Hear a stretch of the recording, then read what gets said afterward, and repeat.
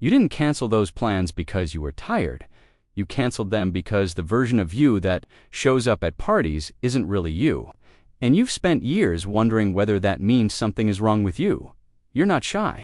You're not antisocial. You don't hate people, but there's this thing that happens in a room full of conversation, surrounded by laughter and noise, where you feel like you're watching your own life through a window, present, but not quite there.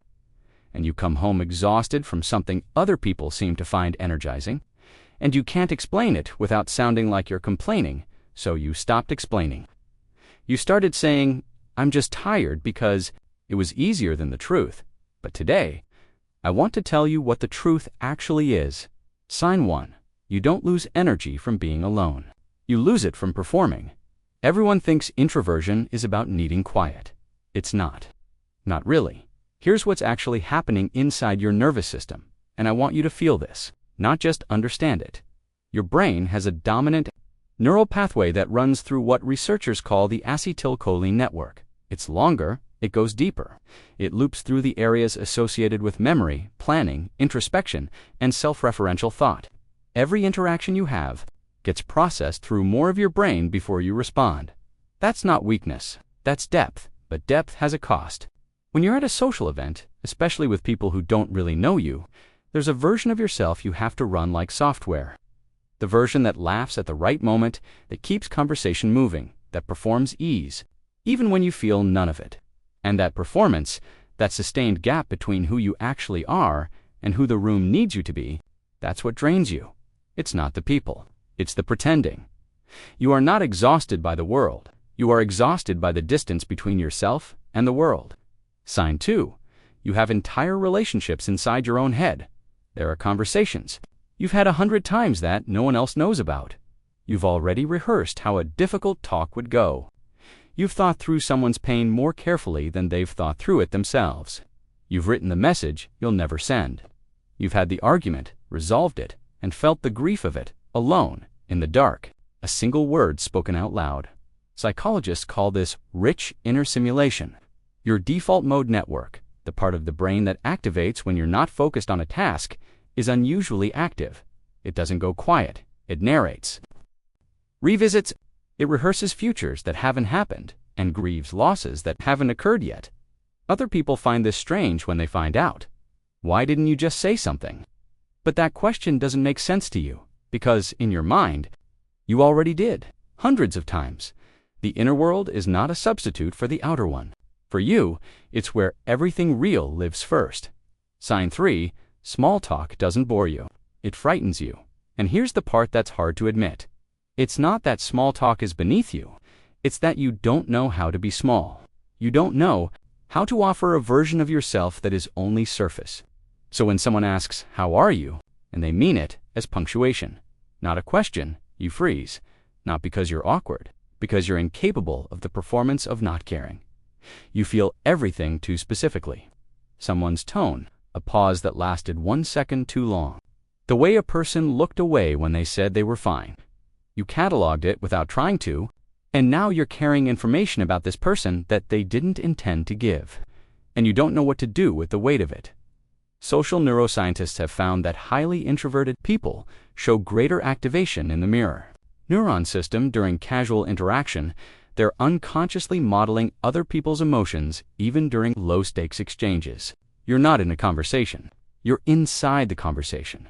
That's not social anxiety. That's empathic depth without an off switch. Sign 4. You've used introversion as an excuse, and you know it. I need to say something now that you might not want to hear. Some of what you call needing alone time is genuine neurological need. But some of it, and you felt this even if you've never said it, some of it is avoidance. Dressed in the language of self-knowledge, there have been moments where you didn't go, not because you were drained, but because you were scared. Scared of being misunderstood, scared of trying to be real with people and finding out they didn't want real, they just wanted pleasant. So you stayed home, and you called it honoring your needs. There's a difference between a nervous system that needs recovery and a heart that has learned that people are safer from a distance. Introversion is your nature, but isolation is a choice you make when your nature gets tangled up with old hurt. The question worth sitting with is this: when you close the door, Are you resting? Or are you hiding from the specific vulnerability of being fully known? Sign 5.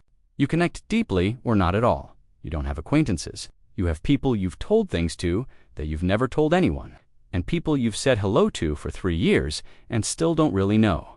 The middle ground, the pleasant, lukewarm social warmth that most people live in, you can't find your footing there. You're either in someone's life in a way that feels like gravity, or you're a stranger making small movements around them. This terrifies some people who try to get close to you because you're not guarded, you're precise, you don't give access. Slowly, you give none, and then suddenly all of it. And when you do, you're confused when people can't hold that. When they want something lighter, when they need you to be less. You were never too much. You were just always in the wrong rooms, where depth was treated as a burden rather than a gift. The neuroscience here is interesting. Introverts show heightened activity in the right anterior insula, a region tied to self-awareness and the experience of emotion. You don't just feel things, you feel them specifically, in layers, all at once. And you've always suspected that most conversations aren't built to hold that. You were right, they're not, but some people are. Sign 6. You need to go home and relive. The night before you can decide if you enjoyed it, something happens, and you don't know how you feel about it yet. You go to the dinner, or the gathering, or the date, and people ask, did you have fun? And you genuinely don't know. There was something there, moments that felt warm, also moments that felt like too much information coming in at once, like every conversation was running on 7 tabs. You get home, you make tea, you sit somewhere, quiet, and slowly, like a photograph developing, you begin to understand what the night actually was. This is not overthinking. This is your brain doing its most essential work. Introverted brains show more sustained activity in memory consolidation and meaning-making after social experiences. The event isn't over when you leave. It's only over when you've processed it. The problem is that the world grades you in real time. It wants an answer at the party. It doesn't understand that your answer comes at midnight by yourself. When the picture finally develops and you realize you loved it, or that something was said that hurt you, or that you met someone who might change things, your depth has a delay. That's not a malfunction. That's the processing speed of someone who doesn't experience life on the surface. Sin. 7. You've spent years trying to be more extroverted, and it cost you something real.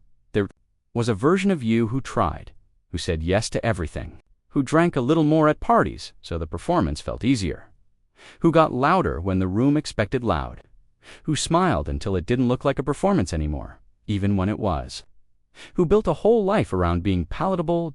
And somewhere in all of that trying, you lost contact with yourself.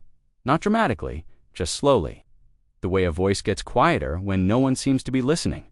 Psychologist Carl Jung, who first gave introversion its modern definition, said something that I think you already know in your bones. He said forcing an introvert to live as an extrovert doesn't change their nature. It just creates someone who is exhausted and estranged from themselves.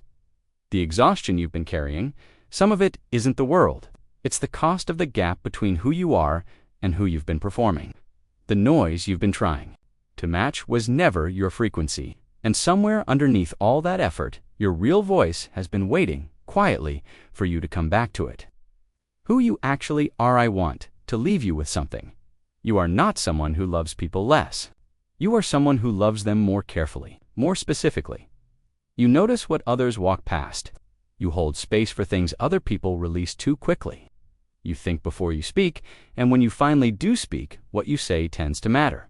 The world keeps handing you a mirror that shows you as insufficient, too quiet, too slow, too deep, too private. But that mirror is wrong.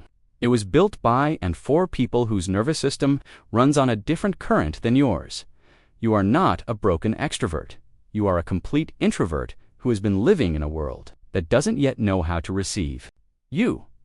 That's a different thing entirely. And maybe part of what you're being asked to do isn't to change the way you're wired. It's to stop apologizing for it long enough to let someone finally see what's actually there. Because what's there is worth seeing if something in this video felt like someone finally said the thing you've been trying to say for years. You're not alone in that. There are people in the comments of this video right now who feel exactly the way you felt watching this. People who have also been performing easy when they feel everything. People who also go home and develop photographs in the dark. Leave a comment. Not for the algorithm, not for engagement, just say something true.